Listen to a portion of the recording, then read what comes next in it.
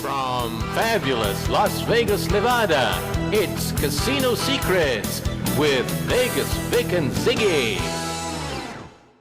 So we have one more question. Do you have any input for craps?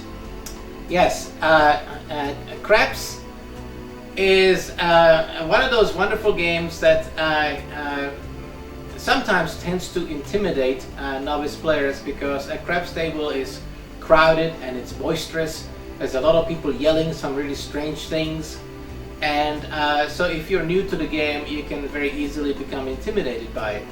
But that's not necessarily so, because if you're new to the game of craps, basically just remember that the easiest way to play is to put your bet on the pass line, which is called betting with the shooter, and then put what's called free odds behind it, at least double the bet. So it's called 2 times odds, and then either make a couple of come bets or a couple of place bets. It's called the 3-bet method, which I described in my book Powerful Profits from Craps, but I've also mentioned it and an even easier strategy in this book here for craps.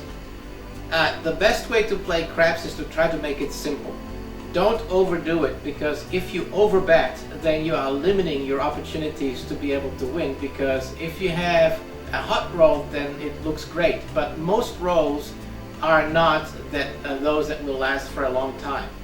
So the best way to play craps profitably is to limit yourself to those bets which have the lower house edge. Take as many odds as you can, double time, triple time, 5 times, 10 times odds on your free bet, because those are free odds, they don't have a house edge. So you minimize the overall exposure to the house edge. Try to stay away from proposition bets. Those are the bets in the middle of the layout. Stay away from fancy things like on the hop and uptown, downtown, and whirl and all those kind of things. I described all that in my book. Really just forget about all of this terminology. Stick to the basics of craps. Follow what I call the 3-bet method. I've described it in my books, and that's the easiest and most profitable way to play craps. So we have another question there, my friend.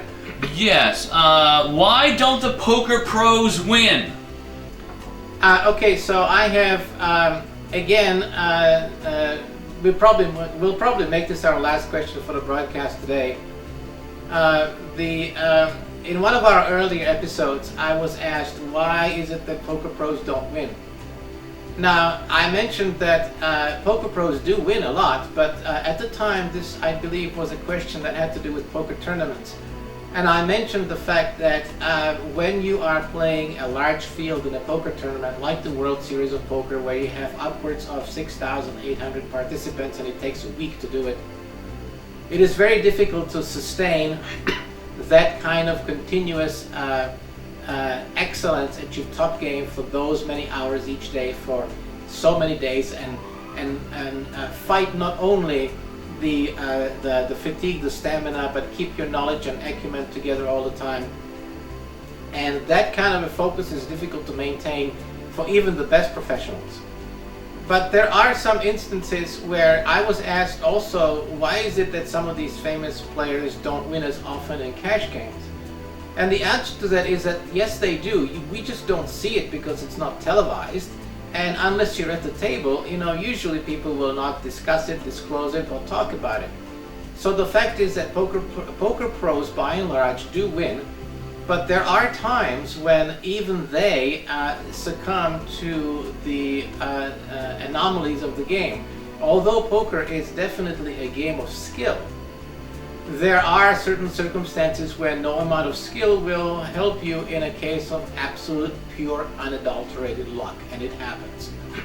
So in those instances, the way that professional poker players mitigate that is by concentrating on games where they are good, also by playing a series of opponents in what's called mixed games, where some players are strong in some games and some in others.